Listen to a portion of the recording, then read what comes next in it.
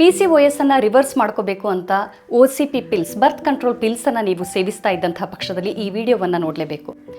ಪ್ರತಿ ತಿಂಗಳು ನಿಮ್ಮ ಮೆನ್ಸ್ಟ್ರಲ್ ಸೈಕಲ್ ರೆಗ್ಯುಲರ್ ಆಗಿ ಆಗಬೇಕು ಅಂತ ಅಂದರೆ ಓವ್ಯುಲೇಷನ್ ಅನ್ನುವಂತಹ ಪ್ರೋಸೆಸ್ ಆಗಲೇಬೇಕು. ಪೀರಿಯಡ್ಸ್ ಇರ್ರೆಗ್ಯುಲರ್ ಇದೆ ಅಂತ ಯಾವಾಗ ನೀವು ಬರ್ತ್ ಕಂಟ್ರೋಲ್ ಪಿಲ್ಸನ್ನು ತಗೊಂಡು ಅದನ್ನು ಸ್ಟಾಪ್ ಮಾಡ್ತೀರಾ, ಬ್ಲೀಡಿಂಗ್ ಆಗಲಿಕ್ಕೆ ಪ್ರಾರಂಭ ಆಗುತ್ತೆ. ಆದರೆ ಈ ಬ್ಲೀಡಿಂಗ್ ಅನ್ನುವಂಥದ್ದು ಓವ್ಯುಲೇಷನ್ ಪ್ರೋಸೆಸ್ಸಿಂದ ಆಗುವಂತಹ ಬ್ಲೀಡಿಂಗ್ ಆಗಿರೋದಿಲ್ಲ. ಸಂಪೂರ್ಣವಾಗಿ ನಿಮ್ಮ ಹಾರ್ಮೋನಲ್ ಟ್ಯಾಬ್ಲೆಟ್ಸ್ಗಳನ್ನು ಸ್ಟಾಪ್ ಮಾಡಿದ ನಂತರ ಉಂಟಾಗುವಂತಹ ವಿಡ್ರಾವಲ್ ಬ್ಲೀಡಿಂಗ್ ಇದಾಗಿರುತ್ತೆ. ಹಾಗಾದರೆ ಈ ಬರ್ತ್ ಕಂಟ್ರೋಲ್ ಪಿಲ್ಸನ್ನು ಯಾಕೆ ನೀಡಲಾಗುತ್ತೆ ಅಂತ ಅಂದರೆ ಒಂದಿಷ್ಟು ಟೆಂಪರರಿ ರಿಲೀಫ್ ಅನ್ನುವಂಥದ್ದು ಈ ಪಿಲ್ಸ್ಗಳಿಂದ ಆಗುತ್ತೆ. ಮೊದಲನೇದಾಗಿ ನಿಮ್ಮ ಓವ್ಯುಲೇಷನ್ ಅನ್ನುವಂತಹ ಪ್ರೋಸೆಸ್ಗೆ ಬೇಕಾಗಿರುವಂಥ ಎಲ್ಲ ಹಾರ್ಮೋನ್ಸ್ಗಳು ಇದರಲ್ಲಿ ಸಪ್ರೆಸ್ ಆಗಿರುತ್ತೆ. ಆದ್ದರಿಂದ ಓವರೀಸಿಂದ ರಿಲೀಸ್ ಆಗುವಂಥ ಮೇಲ್ ಹಾರ್ಮೋನ್ನ ಪ್ರಮಾಣ ಸ್ವಲ್ಪ ಮಟ್ಟಿಗೆ ಹತೋಟಿಗೆ ಬರುತ್ತೆ. ಹೀಗಾಗಿ ನೀವು ನಿಮ್ಮ ಆಕ್ನೆ ಇರ್ಬೋದು, ಫೇಸ್ ಹೇರ್ ಗ್ರೋತ್ ಇರ್ಬೋದು, ಅದೇ ರೀತಿಯಾಗಿ ನಿಮ್ಮ ಆಯಿಲಿ ಸ್ಕಿನ್ ಇದರಲ್ಲಿ ಒಂದು ಸ್ವಲ್ಪ ಬೆಟರ್ಮೆಂಟನ್ನು ನೋಡ್ತೀರಾ.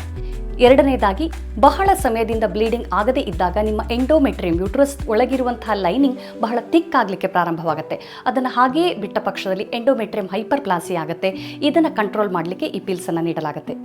ಮೂರನೇದಾಗಿ ಯಾವಾಗ ಇರ್ರೆಗ್ಯುಲರ್ ಪೀರಿಯಡ್ಸ್ ಅನ್ನುವಂಥದ್ದು ಪ್ರಾರಂಭ ಆಗುತ್ತೆ, ನಿಮ್ಮ ದೇಹದಲ್ಲಿ ಒಂಥರ ಸ್ಟ್ರೆಸ್ ಹಾರ್ಮೋನ್ಸ್ನ ಪ್ರಮಾಣ ಜಾಸ್ತಿ ಆಗುತ್ತೆ, ಆಂಗ್ಸೈಟಿ ಇಶ್ಯೂಸ್, ಒಂದು ಮಟ್ಟಿಗೆ ಬ್ಲೀಡಿಂಗ್ ಆದಾಗ ಸ್ವಲ್ಪ ಎಮೋಷನಲಿ ಬೆಟರ್ಮೆಂಟ್ ಅನ್ನುವಂಥ ಒಂದು ಫೀಲಿಂಗ್ ನಿಮಗೆ ಆಗಲಿಕ್ಕೆ ಪ್ರಾರಂಭ ಆಗುತ್ತೆ. ಹಾಗಾದರೆ ಈ ಬರ್ತ್ ಕಂಟ್ರೋಲ್ ಪಿಲ್ಸ್ ಅನ್ನುವಂಥದ್ದು PCOSಗೆ ಒಂದು ಪರ್ಮನೆಂಟ್ ಸೊಲ್ಯೂಷನನ್ನು ನೀಡುತ್ತಾ ಅಂತ ಅಂದರೆ ಖಂಡಿತವಾಗಿಯೂ ಇಲ್ಲ. ಈ OCP ಪಿಲ್ಸ್ ಅನ್ನುವಂಥದ್ದು ನಿಮ್ಮ ರೂಟ್ ಕಾಸನ್ನು ಖಂಡಿತವಾಗಿಯೂ ಅಡ್ರೆಸ್ ಮಾಡೋದಿಲ್ಲ. ನಿಮ್ಮ ದೇಹದ ಒಳಗೆ ಇರುವಂತಹ ಲೋ ಗ್ರೇಡ್ ಇನ್ಫ್ಲಮೇಷನ್ ಇರ್ಬೋದು, ಇನ್ಸುಲಿನ್ ರೆಸಿಸ್ಟೆನ್ಸ್, ವಿಸರಲ್ ಫ್ಯಾಟ್, ಗಟ್ ಇಶ್ಯೂಸ್, ಹಾರ್ಮೋನಲ್ ಇಂಬ್ಯಾಲೆನ್ಸ್ ಎಲ್ಲವೂ ಕೂಡ ಉಳ್ಕೊಂಡಿರುತ್ತೆ.